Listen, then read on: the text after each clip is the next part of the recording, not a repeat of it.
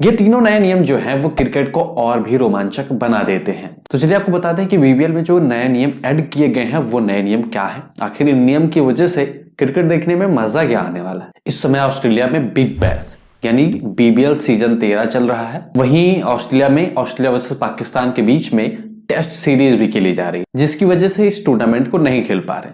उसके बाद भी इस टूर्नामेंट में काफी मजा आ रहा है क्योंकि बहुत सारे नियम सेट किए गए हैं और फिर भी बहुत सारे ऐसे रोमांचक मुकाबले इस सीजन में देखने को मिल रहे हैं जिससे इंटरेस्ट लोगों का बना है। आईपीएल की तरह ही इस बिग बैश लीग में कई नए नियम जोड़े गए हैं जिसकी वजह से ये क्रिकेट को और भी मजेदार बना देता है।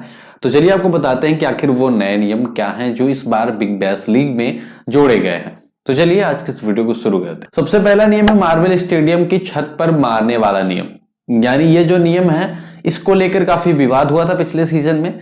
यानी ऑस्ट्रेलिया में मार्वल स्टेडियम एक ऐसा स्टेडियम है जिसकी छत जो है वो आधे पिच तक आती है, यानी उसकी छत थोड़ी सी खुली हुई है बीच में, और अगर कोई भी बैट्समैन वहां पर गेंद को मारता है और छत से टकरा जाती थी तो उसे छक्का दे दिया जाता था। लेकिन इस सीजन में उसमें बहुत बड़ा बदलाव किया गया है। यानी पिछले सीजन ऐसा कुछ किया गया था, दो बैट्समैन ने गेंद मारी थी जो छत से टकराई थी, उसके बाद में उसे छक्का दिया गया था जिसकी वजह से काफी वाद विवाद हुआ था। उसीलिए इस बार इस नियम को बनाया गया है। मार्वल स्टेडियम के इस छत से अगर अब गेंद टकराएगी तो सबसे पहला सवाल होगा अंपायर के ऊपर। अंपायर निर्णय लेंगे कि आखिर वो बॉल जो टकराई है छत से वो क्या छक्का जा सकती थी या नहीं जा सकती थी। अगर जा सकती थी तो अंपायर उसे 6 देगा और अगर नहीं जा सकती थी तो उसे डेड बॉल करार दे दिया जाएगा। इसके अलावा बीबीएल में एक और नया नियम ऐड किया गया है जिसकी वजह से काफी टाइम भी बचेगा, और ये जो नियम है ये काफी ज्यादा निराश करने वाला है गेंदबाजी टीम को, यानी फील्डिंग करने वाली टीम को काफी ज्यादा निराश करने वाला है। ऐसा इसलिए क्योंकि जब भी गेंदबाज अगर स्टंप आउट के लिए अपील करेगा तो थर्ड अंपायर सिर्फ उस गेंद पर सिर्फ स्टंप आउट के लिए ही डीआरएस का इस्तेमाल करेंगे और सिर्फ वही चेक होगा। किसी भी अन्य संभावना जिससे कि बैट्समैन आउट हो सकता है उसको टेस्ट नहीं किया जाएगा, उसको चेक नहीं किया जाएगा। अगर फील्डिंग टीम को लगता है कि कोई और मैटर हो सकता था, एलबीडब्ल्यू हो सकता था या कुछ और भी हो सकता है, तो फिर दोबारा से उसके ऊपर डीआरएस लेना पड़ेगा, फिर जाके वो आउट चेक किया जाएगा। अन्यथा सिर्फ एक बार में सिर्फ एक ही चीज चेक करी जिसके लिए आप अपील करते हो। ऐसा नहीं कि सारी चीजें आपको बॉल ट्रैकिंग चेक किया जाएगा, उसके बाद में स्टंप चेक किया जाएगा, एलबीडब्ल्यू चेक किया जाएगा, कट चेक किया जाएगा, अल्ट्राज चेक किया जाएगा, ऐसा नहीं किया जाएगा आपसे।